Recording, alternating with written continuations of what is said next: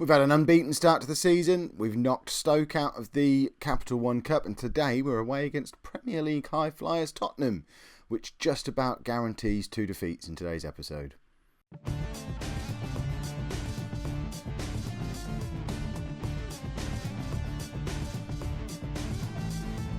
Hello and welcome to part 33 of the Bolton battle. I'm Kev, and coming up on today's episode we are away against Tottenham in the League Cup and then also away against Hartlepool back in League 2.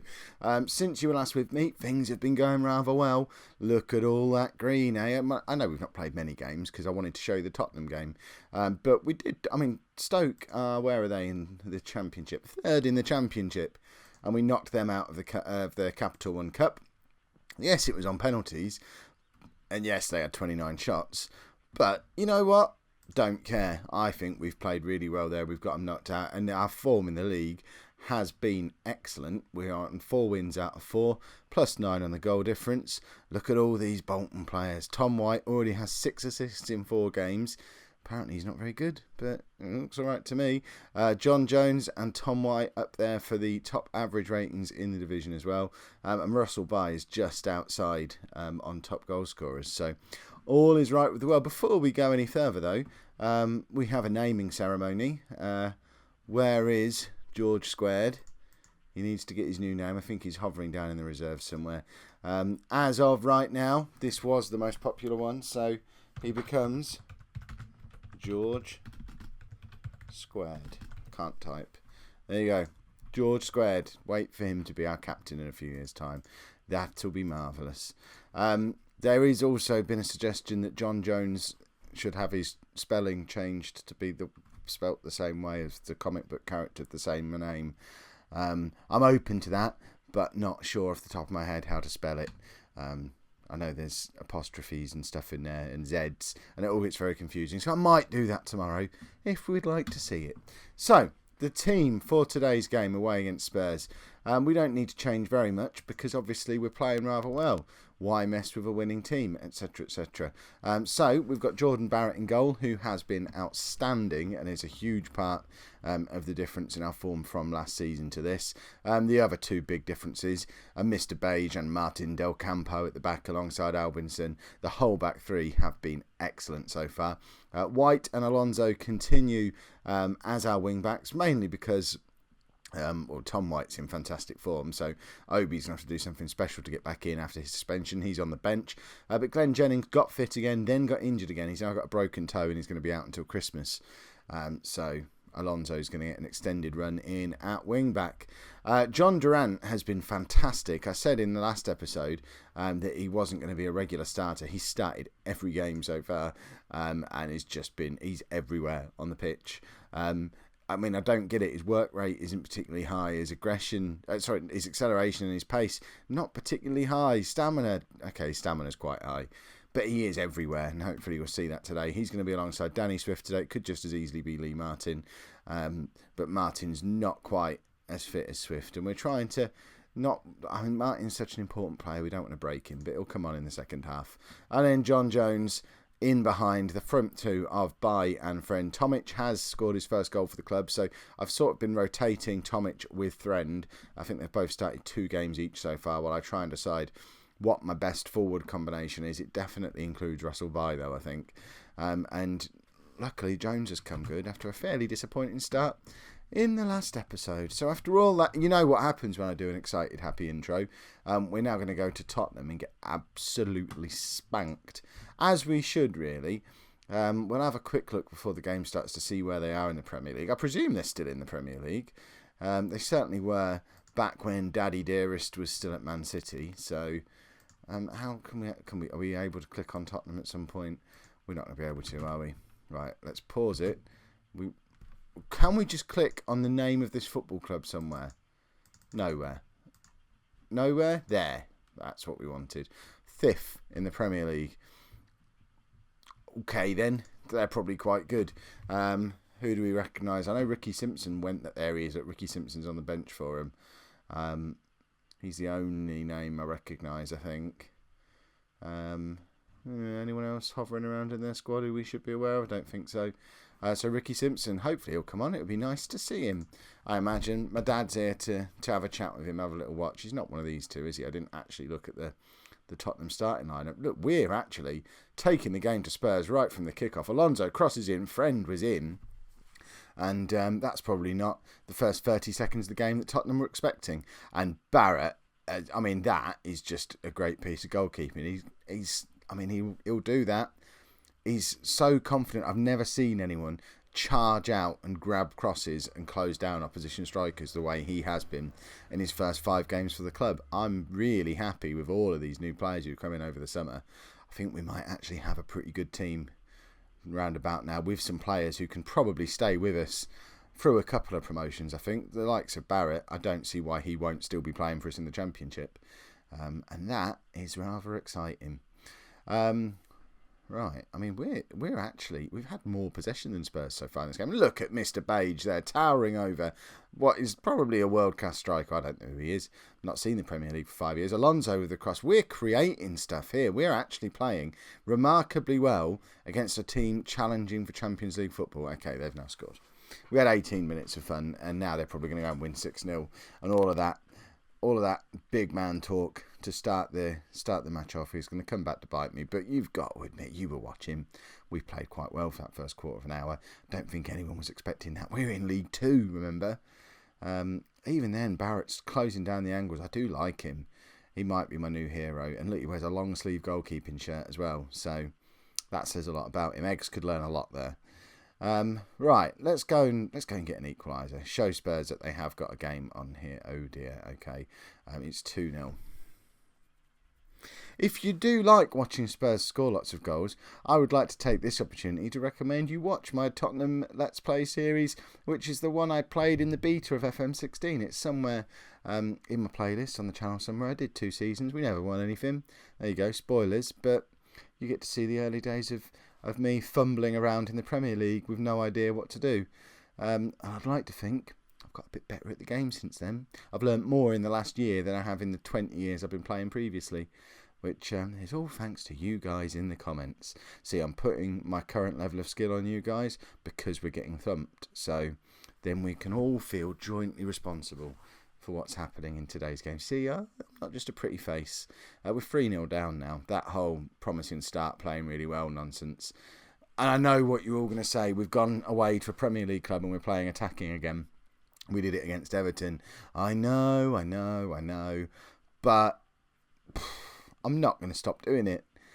I like attacking football. I think in real life, I'd struggle to think of a good reason not to go there and try and attack. We're a League 2 team. If we go to Tottenham and just sit behind the ball, they'll just keep attacking and we'll lose. We've not got the quality to keep a clean sheet against a team like Tottenham. The only chance of coming out of a game like this with anything close to a respectable result is to get a bit lucky. That 15 minutes we're in the ascendancy at the start. Score a goal. Get a bit of luck go our way.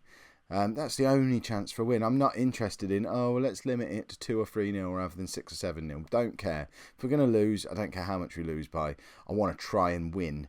And that's what we go into these games trying to do. And every now and again, it comes off and it's awesome and it's really exciting. See the Ipswich Europa League Cup run from 10 seasons ago. If you want to see examples of consistently going away against teams much bigger and better than we were, attacking and just on a ridiculous run of form, getting the results and eventually winning the Europa League. So, there's a logic to it. We'd have never, ever in a million years won that tournament playing a defensive system. So that's my justification for it, and I'm sticking with it. Right, Del Campo's not playing particularly well, so Wesley can come on for him. Tomic can come on for Russell Bye. And, it's still only 3-0 at the moment, people. We could nick a goal or two here and make for an interesting last 20 minutes. Not going to happen, is it? But, I don't think we have any reason to be ashamed of our performance today. We're close to even for possession. We're close to even for shots. Spurs, as one of the top 5 teams in the country, have just created free click at chances and scored all 3 of them. I mean, what are we to do about that? There's nothing we can do about that, is there? Right, Grant's going to come on for Sean Friend. This is Aidan Grant's first appearance of the season. because he started off with his 5-week holiday at the start of the year. Oh, remarkable! You're fit to play against Tottenham, are you? Not been fit for any of those. No, not fit for any of those League Two games. Interesting. Albinson headed clear. Albinson's been playing much better for having better players around him as well. Close to dropping him at the end of last season. Now I'm quite comfortable with him as captain again. Right, hopefully we'll have a bit of a better result away against Hartlepool. So back into the league, couple of changes. There are two that you would have been expecting if you were paying attention to me introducing the team for the Tottenham game. Martin comes in for... Who on earth was playing there in the last game? I've completely blanked on his name. Danny Swift. There you go. Goodness sake. So Martin comes in for Swift and Tomic comes in for Friend, with Bai moving back to be the target man and Tomic as the poacher. Other than that, the other 9 players unchanged. Somehow Hartlepool are favourites. I mean, I guess they're actually doing quite well. They are at home. I feel like they might have been relegated from League One last season, so they should certainly have a better team than we have. But we've been in such good form.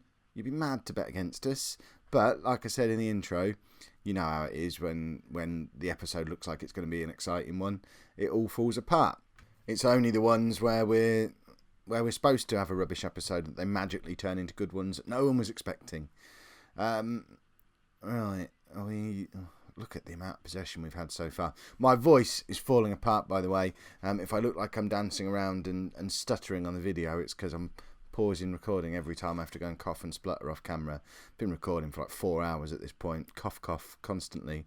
Although saying cough, cough, eased the desire to cough a little bit. John Jones is in here, and what a finish from the Martian Manhunter himself. I mean, that was just outstanding. It probably won't look as impressive in 3D, but in my mind, he's just smashed that into the top corner across goal. But it's probably just been well placed beyond the goalkeeper. But let's have a look, see if it's the goal that I pictured in my mind. It's sort of halfway between the two. Still a very good finish, isn't it? John Jones, 3rd goal of the season, I believe that is. What an important signing he's going to turn out to be on the eve of the new season. He signed the Friday before the first game. It's why he wasn't playing in the last episode. I'm rather happy to have him playing now because Tom White has picked up a knock. What's wrong with him? Potential head injury. I think we've got Obi on the bench again, yeah, so we can bring Obi on if he's needed, but head injury, injury, you know, whack a bandage and a blob of Vaseline on him and he'll be fine. Come off for a head injury indeed. Unless we can see brain, he stays on the pitch. That's my policy. Right, how are we doing?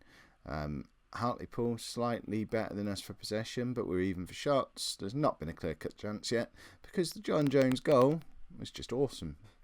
You know, he just fired it in from... I'm just going with my version of it that I saw in my head. Forget what you saw in that 3D replay. That was doctored to make it look less impressive. Right in the top corner. That's what happened there. The ball didn't disappear the way my hand did then. Stupid green screen and camera combo. Can't look, I do this, my hands disappear. What can you do? Right. So take that, future Kev, anyway, by the way. Edit that in so my hands don't disappear. Look, I'll do it again. Keep my hands in the frame, future Kev. Yeah, coughing and spluttering and cursing me. I'm not afraid of you. Right. White. Oh, tucks inside to Martin, to Jones, Durant. Look at this football. Tomic is in. And that was not a typical Bolton goal. You watched us play for the last 4 seasons. Normally, I would say at least 60 or 70% of our goals are out wide. Cross comes in and we took the cross away. That one still starts out wide, but nice little sideways pass into a creative midfield player. And let's just pass it around and show that technically we're quite good as well. We just... don't feel the need to show it constantly because it's sometimes more effective to go direct. They're breaking on us here. They've got 2-on-2. White is incredibly slow to get back. Obviously, the blob of Vaseline on his head is slowing him down. But whoever the number 20 is came across the cover brilliantly. Who is the number 20? I can't click on him. It's Del Campo, of course. I mean, he's a proper defender at this level. Right, substitution time is fast approaching. I think we are going to take White off and bring Obi on. I don't think Obi has appeared at all yet this season, so he's due a little bit of a run out. Alonso's not having a great game either. Oh, I tell you what, we could have a look at Ben Booth. I forgot about him. Should we look at Ben Booth? We know what Obi's like. Let's have a look at Ben Booth out there at wing back, because he's another of our new signings that we've not seen yet. Alonso, we don't have any more backups at right wing back. With Jennings injured, Alonso is our only choice out there. We probably need to look to address that with a loan signing, unless Obi can play out there, or Booth. No, we could probably retrain one of them, couldn't we? In the meantime, we'll take off Russell Bye, bring on Sean Friend. And that will be that for a moment. So keep an eye on Ben Booth, wearing the number 33. Out at the left wing back, we want to see him create a couple of goals, or else Obi comes back in, because we all know the spectacular goals he's capable of. Although he does have a habit of getting himself sent off at really important moments, when we could do with him not getting sent off because you ruined our season. Keep him at the club, but we let Luke go. There's no logic to it. I shouldn't get agitated. It makes me want to cough more. Wesley's going to come on for Mr. Beige. Wesley comes on every single match without fail. He's only on loan, so I don't know why I feel the need to constantly bring him on. I quite like him. I think long term he'll probably replace Albinson in the side, or maybe Del Campo, because Del Campo's 32, so probably only a solution for this season. Just scored a rather pleasant goal as well. A John Jones corner, and Friend nods it down to Del Campo, and that is not a bad finish at all for a centre-back, is it? Again, it may have started from a corner, but the actual finish didn't look like a Bolton finish. You see a score from a corner. Oh, a centre-back scored from a corner. It's just a big lump nodding it in. No.